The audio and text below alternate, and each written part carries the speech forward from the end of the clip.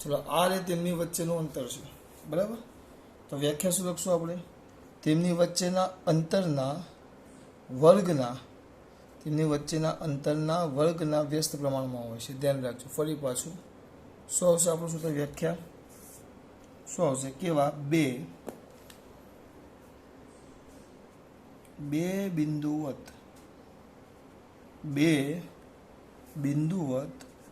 સ્થિર વિદ્યુત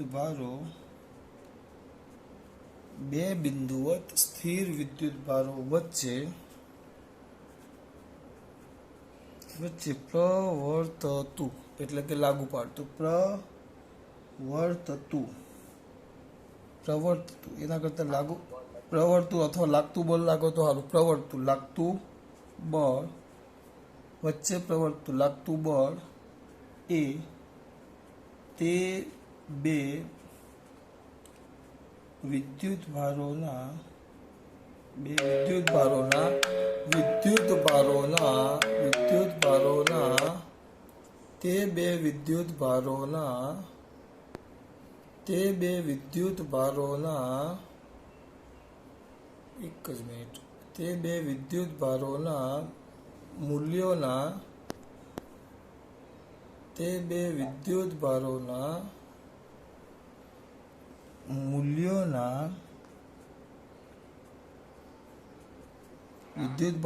મૂલ્યોના ગુણાકારના સમપ્રમાણમાં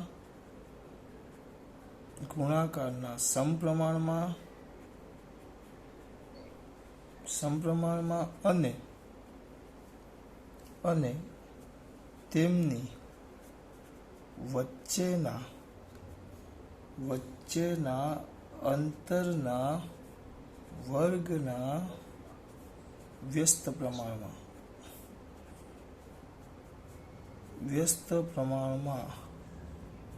હોય છે. ફરી પાછું, બે બિંદુવત સ્થિર વિદ્યુત ભારો, આ જે બે બિંદુવત સ્થિર વિદ્યુત ભારો છે એની વચ્ચે લાગતું બળ, કયું બળ? વિદ્યુત બળ, અથવા તમે એને કુલંબીય બળ પણ કહી શકો. કયું બળ? વિદ્યુત બળ પણ કહી શકાય અથવા કુલંબીય બળ પણ કહી શકાય. તે બે વિદ્યુત ભારોના ગુણાકારના મૂલ્યના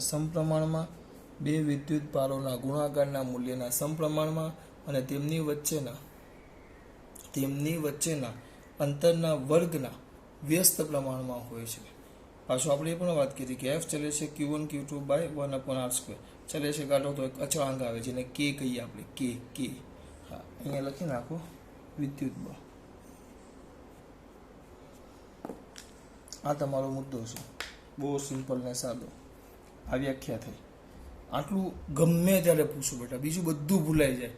પણ હું તમને એમ કહું કુલંબીય બળ, તો મારા દીકરાઓને આટલું આવડવું જ જોઈએ.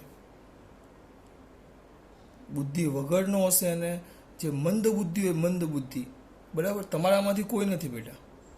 હા, કોને કેવું છું બેટા? આટલું સિમ્પલ વસ્તુ છે કે આ કીધું કે આ સૂત્ર છે, આ વસ્તુ છે, તો હવે આને ગમે ત્યારે ઊંઘમાંથી પૂછવું આવડવું જ જોઈએ બેટા.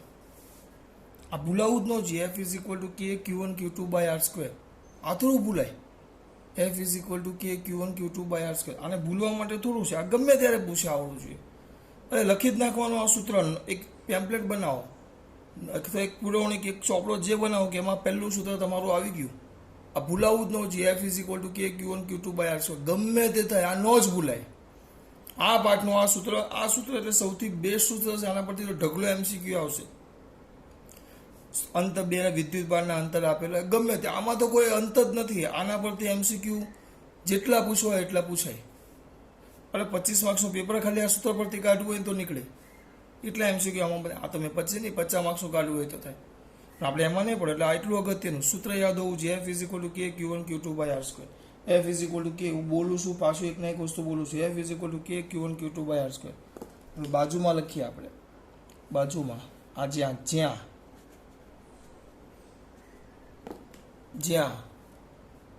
જ્યાં આપણા Q1 અને Q2 છે, Q1 ને Q2, અહીંયા ધ્યાન, Q1 Q2 એ તો બે વિદ્યુત ભાર છે. R એ બે વિદ્યુત ભારો વચ્ચેનું અંતર છે, અંતર. હા, હું લખું 2 વિદ્યુત ભારો વચ્ચેનું અંતર, 2 વિદ્યુત ભારો વચ્ચેનું અંતર. અને કે ને કહેશું આપણે સપ્રમાણતાનો અચળાંક. ધ્યાન આપજો, કે જે છે કે કહેવાશે સપ્રમાણતાનો અચળાંક. આ છે સપ્રમાણતાનો અચળાંક, અથવા કુલમ અચળાંક પણ કહેવાય. પણ આપણે એને સપ્રમાણતાનો અચળાંક પણ કહી શકીએ અને એને કુલમ અચળાંક પણ કહી શકાય. પણ મોટે ભાગે આપણે સપ્રમાણતાનો અચળાંક જ ઉપયોગમાં કરીએ છીએ, કુલમ અચળાંક. હવે એનું પારિમાણિક સૂત્ર આપણે બનાવવાનું છે. ચલો પારિમાણિક સૂત્ર નાના છોકરાને આવડે તો કે ને સૂત્રનું શું બનાવવું પડે? કરતા એકમ, એનું મૂલ્ય પણ આવે, ધ્યાન આપજો. કે અચળાંક છે તો કે નું મૂલ્ય આવશે, એનું મૂલ્ય આવશે 8 પોઈન્ટ, હું બોલું બેટા, 8.99875, 8.9875 ગુણ્યા 10⁹. ખાલી અત્યારે હું મૂલ્ય એકમ લખવાનો બાકી છે. ચલો આના પરથી તમારે એનો એકમ બનાવવો હોય, અહીંયા લખું છું, અહીંયા સાઈડમાં લખું છું. તો કે ને સૂત્રનો કરતા બનાવો. અહીંયા એકમ જો તમારે બનાવવો હોય તો આ લખવા નથી, પણ ડાયરેક્ટ અહીંયા એકમ જ લખી નાખવાનો છે. આ તો બનાવવો પડે એટલે હું સાઈડમાં બનાવું છું, અહીંયા સાઈડમાં. જો મારે આનો એકમ બનાવવો હોય તો આને સાઈડમાં લઈ લો કે. તો કે ઇઝ ઇક્વલ ટુ સૂત્ર આપણું આવે FR², અહીંયા ગુણાકારમાં લીધું, છેદમાં Q1 Q2, છેદમાં Q1 Q2. ધ્યાન રાખો, FR² છેદમાં Q1 Q2. હવે અહીંયા આના પરથી બને. F એટલે ન્યૂટન, બળ. બળનો એકમ શું આવશે? બોલો, બળનો એકમ ન્યૂટન. અંતરનો એકમ હા, અને Q1 Q2 વિદ્યુત ભાર તો કુલમ સ્ક્વેર આવે. તો એના પરથી એનો એકમ બનશે ન્યૂટન સ્ક્વેર પર કુલમ સ્ક્વેર. આ છે. પણ એ લોકો આટલા આખા ડિજિટનો મોટે ભાગે ઉપયોગ કરતા નથી. આપણે અડધો, થોડોક જ ભાગ. આ 8.98 છે એટલે એપ્રોક્સિમેટલી 9 થઈ જાય. એટલે આપણે હંમેશા કિંમત વાપરશું 9 ગુણ્યા 10⁹. યાદ રાખજો, આપણે ઓલવેઝ કિંમતનો ઉપયોગ કરશું 9 ગુણ્યા 10⁹ ન્યૂટન મીટર સ્ક્વેર પર કુલમ સ્ક્વેર. આ કેની વાત કરી, કે આ ધ્યાન રાખજો, ન્યૂટન મીટર સ્ક્વેર પર કુલમ સ્ક્વેર. એનું પારિમાણિક સૂત્ર એ લોકોએ નથી આપ્યું, પણ આપણે લખશું. ચોપડીમાં નથી આપ્યું, પણ આપણે લખશું. ગમે ત્યારે MCQમાં પૂછાય કે સપ્રમાણતાનો અચળાંક અથવા કુલમ અચળાંક છે, એનું પારિમાણિક સૂત્ર લખો. તમારા દીકરાઓ અહીંયાથી જ મને લખાવી શકે એવા છે. ચલો અહીંયાથી જ લખાવશે કે આનું પારિમાણિક સૂત્ર તો F છે. F એટલે પારિમાણિક સૂત્ર. ચલો ઓકે, વેરી 22 નો આવે. બસ બેટા, હું બોલું 112 છેલ્લું માઇનસ. 22 વાળા ભૂલ કરે છે. પછી R અંતર છે, અંતર એટલે L2 બરાબર. Q1 Q2 2 છે એટલે Q1 Q2 હમણાં જ ચલાવ્યું. વિદ્યુત ભાર અભી ચલાવ્યા, હમણાં જ ચલાવ્યા.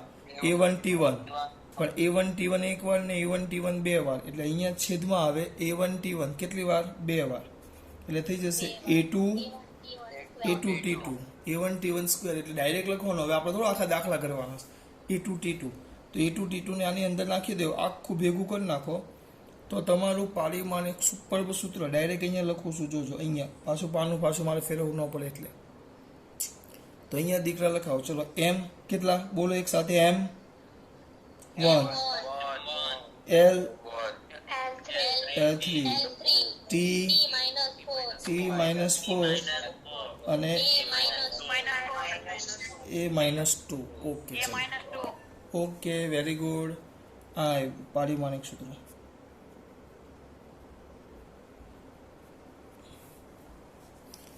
M1 1342, ભૂલ નથી ને? એકવાર શાંતિથી જોઈ લો. પાછું બળ 112 છેલ્લું માઇનસ L2 બરાબર છે coulomb A2 T2 M1 L3 T-4 A-2. એટલે આવ્યું 1342 છેલ્લા બે માઇનસ. આ તમારે ડાયરેક્ટ યાદ રાખો ને તમારે, નહીં તો આ રીતે તો છે જ, આ રીતે તો સાબિત કરી જ શકો. એટલે એકમ યાદ રાખવાનું. એકમ દર વખતે ભૂલાઈ ન જવું. કેને સૂત્ર કરતા તો ન્યૂટન મીટર સ્ક્વેર પર કુલમ સ્ક્વેર એનો એકમ. પણ દરેક જગ્યાએ કેનો ઉપયોગ થતો નથી. આ મેં ન્યૂટન મીટર સ્ક્વેર પર કુલમ સ્ક્વેર લખ્યું, ધ્યાન આપજો. ન્યૂટન મીટર સ્ક્વેર પર કુલમ સ્ક્વેર લખ્યું, ધ્યાન આપજો. હવે આ જ વસ્તુ હું થોડુંક આગળ ધપાવું બેટા, તો ધ્યાન આપજો માં પોયરાઓ. આ જ વસ્તુને હું આગળ ધપાવું તો એક વસ્તુ ધ્યાન રાખજો કે એને આગળ ધપાવું ને તો એને આ જે કેની કિંમત છે, કેની કિંમત, કેની આ કેની કિંમત આપણે જે લખી હમણાં 9 × 10⁹ પાછળ એકમ જો, પાછળ એકમ છે ન્યૂટન મીટર સ્ક્વેર પર કુલમ સ્ક્વેર. હવે આની જગ્યાએ હું કિંમત બદલી નાખું છું. આ કેની કિંમત છે એ એસઆઈમાં કહેવાય. તો કેની કિંમત જો સીજીએસમાં આવે ને, સીજીએસમાં, એટલે કેની કિંમત તમે સીજીએસમાં લો, સીજીએસ એકમમાં. આ કેની કિંમત જો સીજીએસ એકમમાં લેવામાં આવે, કેની કિંમત સીજીએસ એકમમાં, એટલે એસઆઈ ને એસઆઈમાં ન્યૂટન મીટર આવે તો અહીંયા સીજીએસ એકમ. એટલે અહીંયા ધ્યાન આપો, અહીંયા ધ્યાન આપો.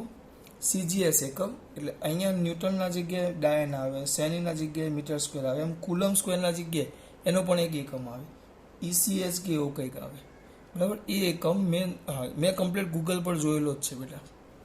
એ આખો એકમ જ છે. એ એકમ જેમ આના કમ્પલસરી એકમો છે એમ કુલમનો પણ એકમ આવે. અને એની કિંમત મૂકો તો સીજીએસમાં એની કિંમત શક્ય એમ નથી કરાવતા બેટા. એની જરૂર છે જ નહીં. આપણે એની કોઈ જરૂર જ નથી. એનો કોઈ ઉપયોગ કોઈ જગ્યાએ આખા 12માં આપણે એ એકમનો આવતો નથી. તેમાં ખોટો ટાઈમ પાસ આપણે કરવાનો નથી થતો. તમારે જોવું હોય તો ગૂગલ પર લખી નાખશો કે ભાઈ કુલમ વિદ્યુત ભાર એટલે ચાર્જનો સીજીએસ એકમ, તો તમને આખી માહિતી આપી દે. પણ આપણે એમાં પડવાની કંઈ જરૂર નથી. કે એટલે સીજીએસ, તો જે સીજીએસમાં એનો એકમ ધ્યાન રાખજો. શેમાં બેટા? સીજીએસમાં એની બધી કિંમતો મૂકો તો એનું મૂલ્ય યાદ રાખજો. અમુક વાર પૂછાય, એક એકમ થાય, એક થાય. 9 × 10⁻⁹ 9 × 10⁹ ન થાય, આ ન થાય.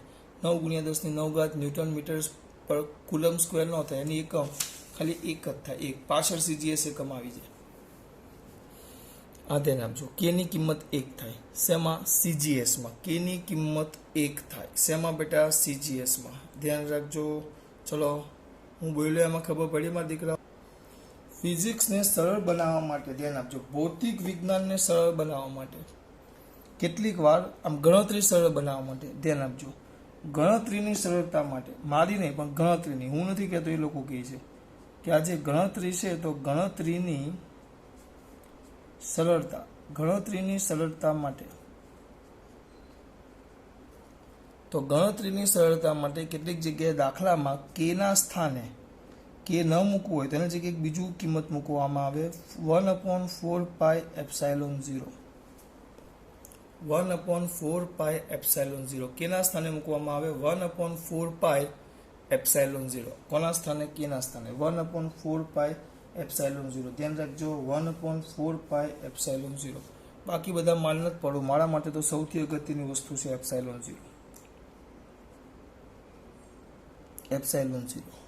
સર શું છે ε0? છે શું સર છે શું? એ જે હશે જોઈએ આપણે. ચલો, ε0. તો ε0 ને કહેવાય શૂન્ય અવકાશની પરમિટિવિટી. આને કહેવાય શૂન્ય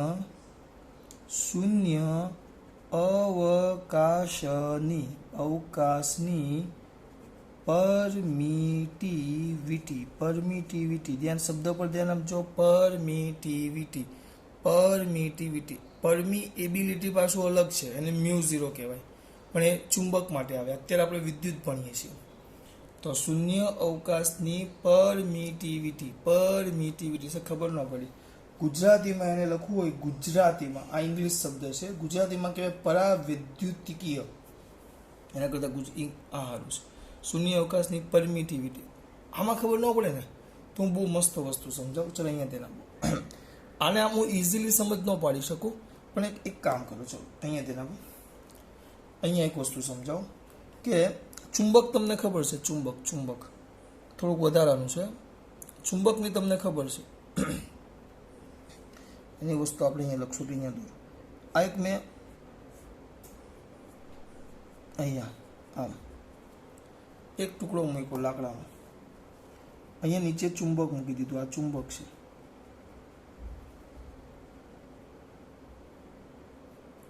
આ ચુંબક છે, બરાબર. અને અહીંયા એક સિક્કો મૂકી દીધો, એકદમ પતલો સિક્કો, આ તમારું ચુંબક છે.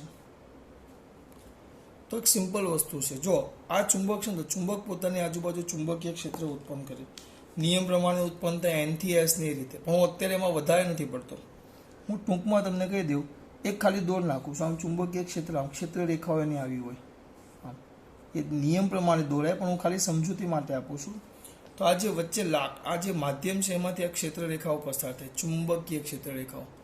તો કોઈ પણ માધ્યમ હોય, દાખલા તરીકે આપણે અહીંયા હું ચુંબક મૂકું ને અહીંયા ઉપર તમારો સિક્કો હોય, આ દાખલા તરીકે મારો આ હાથ છે, તો અહીંયાથી ક્ષેત્ર રેખા અહીંયાથી પસાર થઈને અહીંયા સુધી આવે. તમે કોઈ રમત કરી હોય કે અહીંયા નીચે આ પૂંઠું હોય, પૂંઠું એના ઉપર સિક્કો મૂકી દો લોખંડનો, અને નીચે ચુંબક ફેરવો, તો ચુંબકને આમ ફેરવો તો ઉપર આ છે ને લોખંડ પણ, આ સિક્કો પણ ફરે. કેમ? કારણ કે અહીંયાથી બધું મેગ્નેટ છે ને આમાંથી પસાર થઈને પૂંઠા પર, હા બધું નહીં, એટલે માધ્યમ પ્રમાણે છે, માધ્યમ પ્રમાણે અહીંયાથી ચુંબકીય ક્ષેત્ર રેખા અહીંયા આવે, બરાબર. પછી તમે લાકડું લેવું, અહીંયા પૂંઠું લેવું, કાચ લેવું, પ્લાસ્ટિક લેવું, લોખંડ લેવું, આ માધ્યમ બદલો અને અહીંયા તમે નીચે ચુંબક મૂકો, તો અહીંયા સિક્કા પર જે અહીંયા સિક્કો હોય એ સિક્કાને ફેરવો તો દર વખતે અલગ અલગ બળથી ફરતું હોય ને એવું લાગે.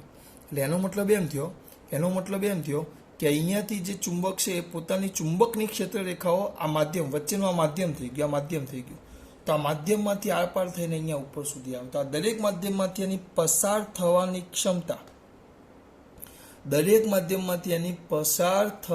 ક્ષમતા, અલગ અલગ હોય દરેક માધ્યમની. પણ આ તો આપણે ચુંબકની વાત કરી, તો એ ચુંબકની વાત કરી ને, ચુંબકની, તો એને કહેવાય પરમીએબિલિટી. આ પરમિટિવિટી નહીં, અહીંયા આપણે આ ચુંબક લીધું. કેમ મેં સર ચુંબક તમે લીધું? ભણાવો છો વિદ્યુત, પણ ચુંબક તમે વ્યવહારમાં જોવો છો, વિદ્યુત ભારને તમને વ્યવહારમાં જોવા મળતું નથી, એટલે હું તમને ચુંબકનું ઉદાહરણ આપ્યું. તો અહીંયા વિદ્યુત ભાર મૂકો તો વિદ્યુત ભાર પણ પોતાને એક અસર ઉત્પન્ન કરે, એની પણ આવું વિદ્યુત ક્ષેત્ર હોય. તો એ માધ્યમમાંથી વિદ્યુત ક્ષેત્ર જે રેખાઓ છે પસાર થાય એની ક્ષમતા, અથવા એ માધ્યમમાંથી કેટલું વિદ્યુત ક્ષેત્ર પસાર થાય એનો મતલબ એ. ટૂંકમાં મારે તો તમને શબ્દ પર ધ્યાન આપો, તમને કોઈ પૂછશે નહીં પરમિટિવિટી એટલે શું, એ કોઈ પૂછવાનું નથી. ટૂંકમાં પણ યાદ હોવું જોઈએ, પરમિટિવિટી એટલે માધ્યમમાંથી માધ્યમ, પણ આપણે એપ્સાઇલોન 0 છે, એટલે માધ્યમ, એટલે આપણે કયું થઈ જાય? શૂન્ય અવકાશ. આપણા માટે માધ્યમ એટલે શૂન્ય અવકાશ.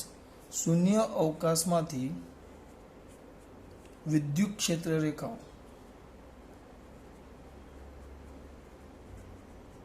વિદ્યુત ક્ષેત્ર રેખાઓ એટલે ટૂંકમાં વિદ્યુત ક્ષેત્રનું નિરૂપણ કરવા માટે જે રેખાઓ આવે ને એને વિદ્યુત ક્ષેત્ર રેખાઓ કહેવાય. આમાં તમને મજા ન આવે તો પસાર થતી આ જે વિદ્યુત ક્ષેત્ર રેખાઓ, એના પરથી તમને વિદ્યુત ક્ષેત્રની ખબર પડે. અને એ ન લખવું હોય તો માધ્યમમાંથી વિદ્યુત ક્ષેત્ર પસાર થવાની ક્ષમતા, એકદમ દેશી ભાષામાં સમજવું હોય તો કેટલું વિદ્યુત ક્ષેત્ર પસાર થાય એ ક્ષમતા. દરેક માધ્યમની એક પોતાની ક્ષમતા હોય. એક ક્ષમતાને આપણે શું કહીએ છીએ બેટા? પરમિટિવિટી. બરાબર. હવે અહીંયા ધ્યાન આપજો, એટલે એપ્સિલોન 0. ચલો મારા દીકરા હવે લાગી પડશે. ચલો તો આને વ્યવસ્થિત લખો તો 1/, જો ધ્યાન આપો, શું આવશે? 4πk આવે, 4πk. હવે વધારે ચિંતા નથી કરવાની, 1/4πk આવ્યું તો આનું એકમ શું આવશે? કોઈ કહેશે આનું એકમ શું આવે? એકમ કોઈ મને આનું એકમ કહેશે? જોરથી બોલો. હા, ઊંધો, આખો ઊંધો છે. 4π નું કઈ ન થાય, 4π નું કઈ થવાનું જ નથી બેટા, 4π નું કઈ નથી થવાનું. ઊંધો 1/k છે, એટલે coulomb square per newton metre square. એકમ આવશે coulomb square per newton metre square. એકમ એનો આવશે coulomb square per newton metre square. બરાબર. Coulomb square per newton metre square, આ એનો એકમ આવશે. બરાબર, એનું એકમ. તો એનું પારિમાણિક સૂત્ર ઊંઘમાં પણ આવડે મારા દીકરાઓને. પહેલાનું ઊંધું, પેલાનું કેટલું હતું લખી જ નાખો m1 m1 1342 very good 1342 very good હા છેલ્લા બે માઇનસ હતા તો આમાં પહેલા બે માઇનસ આવે 1342 પહેલા બે માઇનસ આ એનું પારિમાણિક સૂત્ર આ એનો એકમ બેઠું એ જ વસ્તુ હા આની કિંમત મૂકો 4 એટલે 4 પાઈ એટલે 3.14 કે ની કિંમત મૂકો કે કેટલા હતા આપણા 9 ગુણ્યા 10 ની 9 ઘાત અથવા તો 8 પોઈન્ટ હું બોલું 8.9875 ગુણ્યા 10 ની 9 ઘાત એ મૂકો તો એપ્સાઇલોન 0 નું મૂલ્ય આવશે એપ્સાઇલોન 0 નું મૂલ્ય આવે છે 8.85 એપ્રોક્સિમેટલી 8.854 ગુણ્યા 10 ની માઇનસ 12 ઘાત coulomb square per newton into metre square મોટા બંધ આવે coulomb square per newton into metre square coulomb square per newton into metre square એનું પરિમાણ આ સૂત્ર પણ આપણે મોટે ભાગે ઉપયોગ કરશું 8.85 ને આપણે 8.85 નો જ ઉપયોગ કરવાનો 4 નો નહીં 8.85 નો આ તમારું થઈ ગયું વિદ્યુત બળ બરાબર હવે તમને જે સમજાવું છે ધ્યાન આપજો આ બધી વસ્તુ એ વિદ્યુત બળ સૂત્ર આપણે પહેલા તો આ કુલમનો નિયમ લખ્યો જો કે બે સ્થિર વિદ્યુત ભાર માટે એટલે કે બિંદુવત વિદ્યુત ભારો હોય તો પ્રવર્તું વિદ્યુત બળ એટલે અહીંયા આવી જવાનું બે વિદ્યુત ભારોના મૂલ્યના ગુણાકારના સમપ્રમાણમાં તેમની વચ્ચેના અંતરના વર્ગના વ્યસ્ત પ્રમાણમાં હોય છે આ આવી ગયું ચલે છે કાઢો તો અચળાંક કે આવે જેને સપ્રમાણતાનો અચળાંક અથવા કુલમનો અચળાંક કિંમત લખી પારિમાણિક સૂત્ર બનાવ્યું એકમ બનાવ્યું પછી આ પાછળનો ભાગ કેટલીક વાર સરળતા માટે કેના જગ્યાએ 1/4πε0 નો ઉપયોગ થાય જેને શૂન્ય અવકાશની પરમિટિવિટીના માધ્યમની બધી વાત કરી આપણે આ સૂત્ર આવી ગયું હવે બે વસ્તુ સમજાવું જો બહુ અગત્યની વસ્તુ છે બેટા હવે જો આપણા બે વિદ્યુત બોલ ને બેટા પછી 10 વાગે મેચ નો છે કેટલા 8 મિનિટમાં હા કઈ 5 વાગે મેચ નો હવે જે માધ્યમ છે સમજો માધ્યમ અહીંયા ધ્યાન આ આપણા બે વિદ્યુત ભાર છે આ બે વિદ્યુત ભાર છે આ બે વિદ્યુત ભાર છે એ જ વિદ્યુત ભાર છે Q1 Q2 બંને વચ્ચેનું અંતર r છે પણ અહીંયા કંઈ જ નથી માધ્યમમાં કંઈ જ નથી તો આ થઈ જાય શૂન્ય અવકાશ અને એ જ બે વિદ્યુત ભાર છે બંને વચ્ચેનું અંતર Q1 Q2 બે વિદ્યુત ભાર Q1 Q2 છે બંને વચ્ચેનું અંતર r છે પણ શૂન્ય અવકાશમાં નથી અહીંયા વિચારો એ બે આમ કોઈક માધ્યમમાં છે સમથિંગ કોઈક માધ્યમમાં છે આ માધ્યમ દોર્યું મેં આ શૂન્ય અવકાશ છે તો શૂન્ય અવકાશમાંથી શૂન્ય અવકાશની પરમિટિવિટી યાદ રાખવાની એટલે આને આપણે μ0 કહેતા જરા કંઈક સમથિંગ માધ્યમ છે આ માધ્યમ છે એ સોરી મારે ચુંબક આવી ગયું સોરી અહીંયા ચુંબક સમજાવ્યું ને એટલે મારી ભૂલ એપ્સાઇલોન 0 મારી ભૂલ આ માધ્યમ છે ચોકડો જ પડ્યો આ માધ્યમ છે તો એની પરમિટિવિટી એપ્સાઇલોન 0 છે તો આની પરમિટિવિટી આવે એપ્સાઇલોન માધ્યમની એપ્સાઇલોન બરાબર શું મેસેજ કર્યો છો અહીંયા ધ્યાન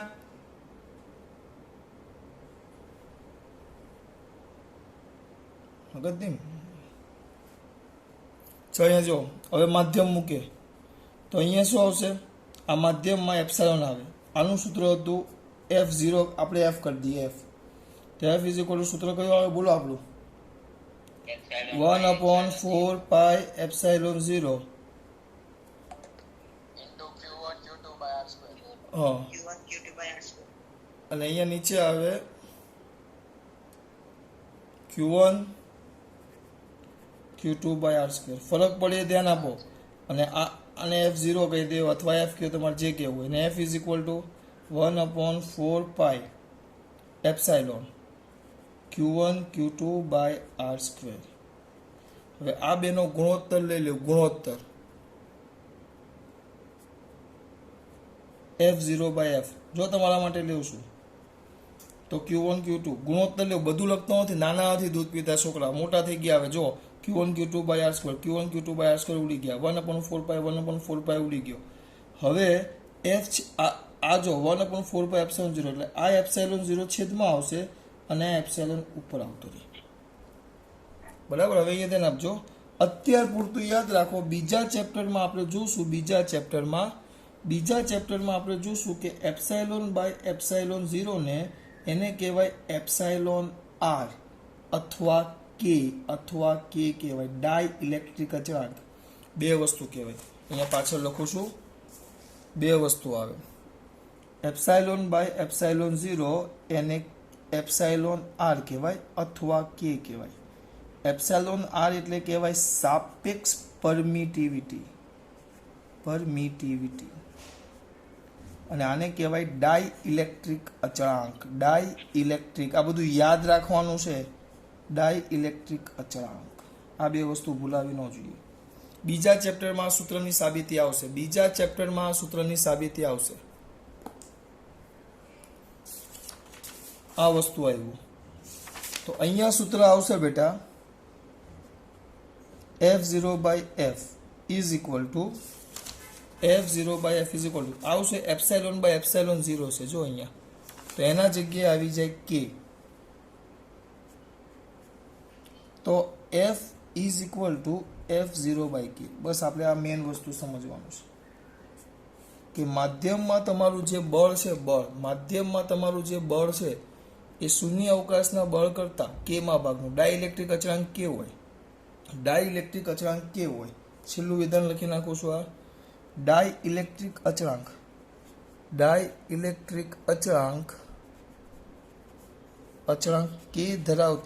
કે ધરાવતા માધ્યમમાં વિદ્યુત બળ એ શૂન્ય અવકાશના વિદ્યુત બળ કરતા કેમાં ભાગનું હોય. આ યાદ રાખજો. બહુ બધા દાખલામાં કામ આવશે. મેં તમને આખું સાબિત કરીને આપ્યું. અંદર વિધાન આપ્યું છે. મેં આકૃતિ દોડીને તમને સમજાવ્યું. અંદર ખાલી વિધાન આપ્યું છે કે શૂન્ય અવકાશમાં આવે, માધ્યમ આવે એટલે અહીંયા એપ્સિલોન આવે. બરાબર, એપ્સિલોન આવે. તો બસ બેનો ગુણોત્તર લઈ લો. તો આ સૂત્ર આવ્યું. હવે આ કેમ આવ્યું એ આપણે બીજા ચેપ્ટરમાં સાબિતી હાથે છે. બહુ મોટી થિયરી છે, ત્યારે જોશું. એટલે આપણે છેલ્લે આ કે બળ કે ડાઇલેક્ટ્રિક અચળાંક હોય તો બળ કેમાં ભાગનું થાય. ચલો ખાસ વાત. જય શ્રી કૃષ્ણ. બીજો પીરિયડ છે બેટા, જોઈન્ટ થઈ જાઓ. ચલો.